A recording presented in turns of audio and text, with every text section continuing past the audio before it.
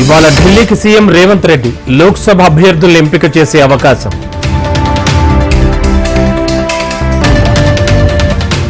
నేటి నుంచి వైఎస్ఆర్సీపీ బస్సు యాత్ర ప్రచారం హోరెత్తించేందుకు సిద్ధమైన ఏపీ సీఎం జగన్.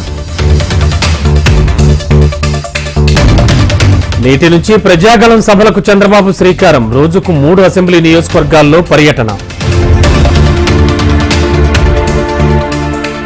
ఇవాళ కాంగ్రెస్ కేంద్ర ఎన్నికల కమిటీ భేటీ. సాయంత్రం 4 గంటలకు సమావేశం కానున్న కాంగ్రెస్ సీఈసీ.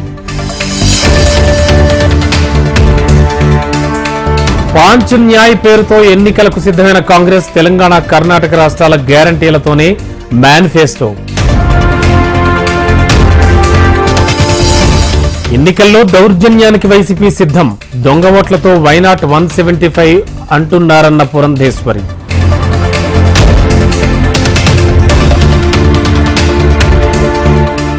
తెలంగాణలో పెరుగుతోన్న ఉష్ణోగ్రతలు. తీవ్రమైన ఎండలు. ఆరెంజ్ అలర్ట్ జారీ.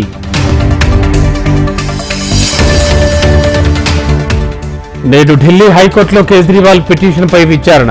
ఈడీ అరెస్ట్, రిమాండ్ను సవాల్ చేస్తూ కేజ్రీవాల్ పిటిషన్.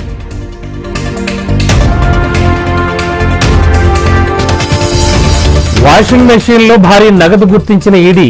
విదేశాలకు నగదు దాటిస్తున్నారనే సమాచారంతో ఈడీ సోదాలు.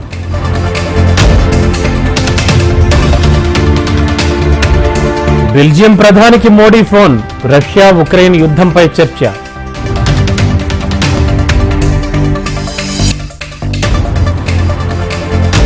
నీళ్లు లేక వెలవెలబోతోన్న లోయర్ మానేరు డ్యాం. డెడ్ స్టోరేజీకి చేరుకున్న ప్రాజెక్టులోని నీరు. నేడు తెలంగాణ కొత్త హైకోర్టు భవనానికి శంకుస్థాపన. సాయంత్రం 5:30కు శంకుస్థాపన చేయనున్న సీజేఐ జస్టిస్ చంద్రచూడ్.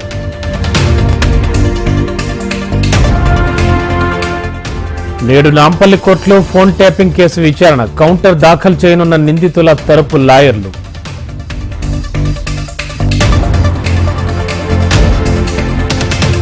విజయనగరం సరిహద్దు ప్రాంతాల్లో ఏనుగుల సంచారం. కురుపాం నియోజకవర్గం ప్రాంతాల్లో తిష్ట వేసిన గజరాజుల గుంపు.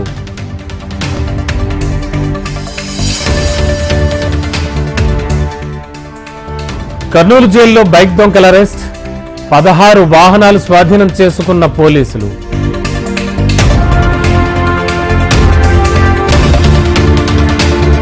మిస్ యూనివర్స్ పోటీలో తొలిసారి సౌదీ సుందరి. పోటీలో పాల్గొననున్న రూబీ అల్జా ఖానీ.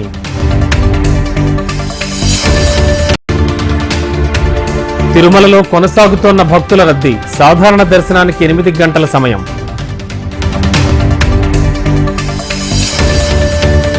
శ్రీశైల భ్రమరాంబిక అమ్మవారికి సాత్విక బలి సమర్పణ. ఏప్రిల్ 26వ తేదీన వార్షిక కుంభోత్సవం. శ్రీవారి సేవలో నటుడు రామ్ చరణ్. వెంకటేశ్వర స్వామి వారిని దర్శించుకున్న రామ్ చరణ్ దంపతులు. ఐపీఎల్ మ్యాచ్ కి సిద్ధమైన ఉప్పల్ స్టేడియం. ఇవాళ సన్ రైజర్స్, ముంబై ఇండియన్స్ మధ్య మ్యాచ్.